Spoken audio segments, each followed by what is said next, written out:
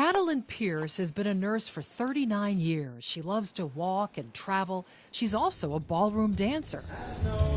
For 10 years, she suffered from a very personal problem that kept her from doing the things she loves. Over the years, I've had increasing incidences of some leakage with coughing, sneezing, that kind of a thing.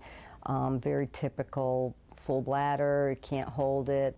Katalin was suffering from incontinence, the involuntary loss of urine, and the problem was taking over her life. You always had to be sure wherever you went, you knew where the bathroom was. Dancing became difficult. You're bouncing and jumping and doing things like that, and especially during a competition, there isn't time to run to the bathroom. Long walks for exercise were out of the question. I couldn't walk anymore for more than a mile at the most. Half a mile up, half a mile back, and then I'd have to get back to the house so that I could use the bathroom. Katalin finally decided enough was enough. She went to see Dr. Christine LaSala, a urogynecologist who specializes in women's health. 30 to 40% of women of all ages suffer from urinary incontinence. It bothers them. It affects their quality of life. So the most common type of incontinence we call stress urinary incontinence. And by stress incontinence, we mean she laughs, she coughs, she sneezes, she lifts, she runs. She does something that increases the abdominal pressure, resulting in urine loss. After a series of bladder function tests, Dr. LaSala confirmed Katalin's diagnosis of stress urinary incontinence. It affects women of all ages, young mothers who have delivered their babies vaginally, even extremely fit athletes like marathoners.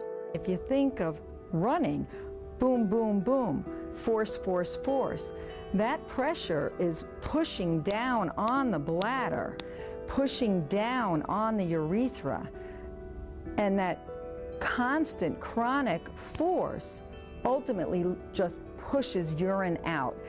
Other risk factors for stress incontinence include smoking, obesity, and normal aging. Once they age, the muscles weaken, the nerve supplies to these muscles weaken, and then the sphincter muscle, rather than staying nice and tight and closed, opens. Dr. LaSala recommended Katalin have a minimally invasive outpatient procedure called a mid-urethral sling. Myself and another colleague of mine who also specializes in female incontinence, the two of us brought this procedure to Hartford Hospital in approximately 1998. So we were the first two to do this surgery.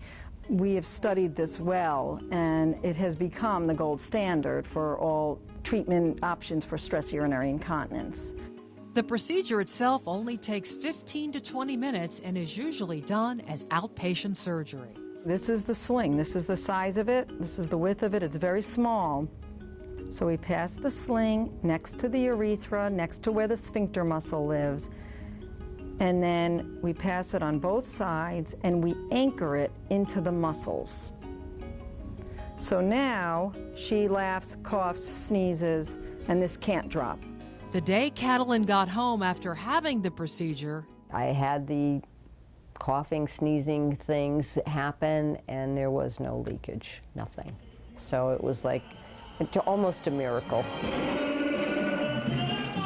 So what do you say to someone out there who's watching this saying, I can't even tell my husband, or I can't tell my girlfriend? Yeah. My point was to myself was, what's more embarrassing, speaking to my doctor or having an accident when I was least expecting it? I really think that ladies should go ahead and take care of themselves. So it's been 9 months. How are you feeling? How are you doing?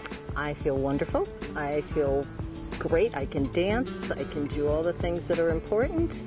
My walking is very important. And I guess at this point I should probably continue on my walk. Well, you go right ahead. I won't hold you up. Thanks again. I'm glad to see you so healthy.